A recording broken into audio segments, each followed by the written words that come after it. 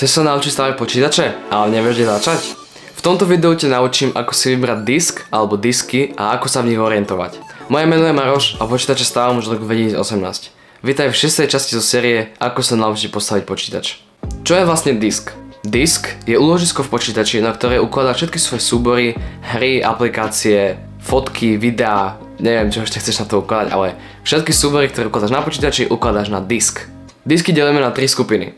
SSD, SSHD a HDD. SSDčka alebo SSD disky alebo Solid State Drives sú v dnešnej dobe už najlacnejšie a najrýchlejšie disky na trhu. HDD alebo harddisky sú zase najpomalšie, ale väčšinou majú najväčšiu kapacitu. Tie najlepšie dosahujú až 22 terabajtov. To je 22 000 gigabajtov. A aby si vedel predstaviť, koľko veľa miesta to je, tak predstav si, že tvoj telefón, ktorý má 128 GB, vynásobíš 176 krát.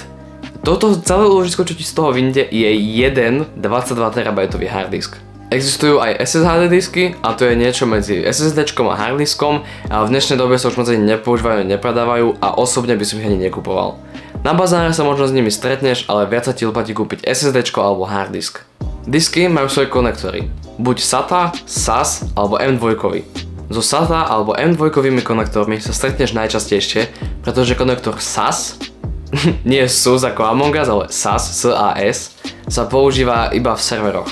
Tebe stačí vedieť, že SAS harddisk nezapojíš do tvojej bežnej základnej dosky. M2 sú iba SSDčka, tie sa montujú priamo na základnú dosku, nemajú žiadne káble. Tieto M2 SSDčka sa delia na dve skupiny, SATA a NVMe, alebo NVMe. NVMe SSDčka sú oveľa rýchlejšie ako SATA, pretože SATA dosahujú maximálne rýchlosti 550 MB za sekundu. Naopak NVMe SSDčka majú teoreticky maximálny limit až 33 000 MB za sekundu, čož je 33 GB za sekundu. V čase natáčania tohto videa najlepšie NVMe disky 5. generácie dosahujú rýchlosti až 10 000 MB za sekundu, čo je 10 GB za sekundu. Neskutočné čísla. Takže keď si budeš kupovať M2 SSDčko, tak dávaj veľký pozor na to, či kupuješ SATA alebo NVMe. Aký veľký disk ti vlastne treba? Záleží na aké použitie bude počítač. Keď to bude nejaký domáci, proste mamka, otcov na ňom budú niečo robiť alebo sem tam na tom pozrieť nejaký film, 128 GB viac ako dosť. Ak máte veľa rodinných fotiek, možno by som dokúpil nejaký harddisk, 1 alebo 2 terabajty, ale to záleží podľa toho, koľko máte týchto rodinných fotiek, videí alebo nejakých súborov, ktoré chceš tam uložiť. Ak staváš herný počítač, tak by som kúpoval minimálne 500 GB SSD disk alebo kombináciu SSDčka a harddisku. Musíš ale počítať s tým, že napríklad Windows ti zaberie okolo 50 GB, čo je také GTA 5 má 110 GB alebo tak nejak. Takže keď kúpiš 120 GB disk, nemôžeš na to ani jednu hru uložiť. Pravdou je, že väčšina dnešných hier, ktoré vychádzajú v tejto dobe, tak už potrebujú SSD disk, lebo na harddisku by sa ti načítavali 3 dní.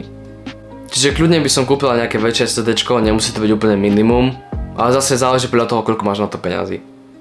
Ja osobne mám hlavný 2 terabajtový NVMe disk a potom 2x 2 terabajtové harddisky na nejaké zbytočné súbory. Ak stávaš počítač nejaký strih videa alebo úpravu fotiek, tak určite vieš, koľko pamäte potrebuješ.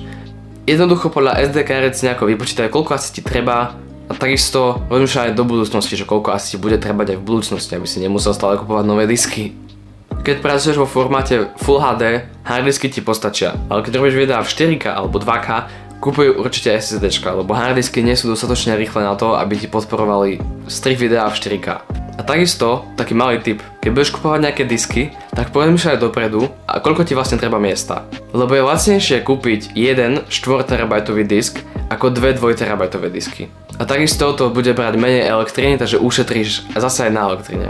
OK, to je všetko pre toto video. Ak sa ti páčilo, budem rád za like a odber a dúfam, že sa vidím pri ďalšom videjku. Zatiaľ čauko.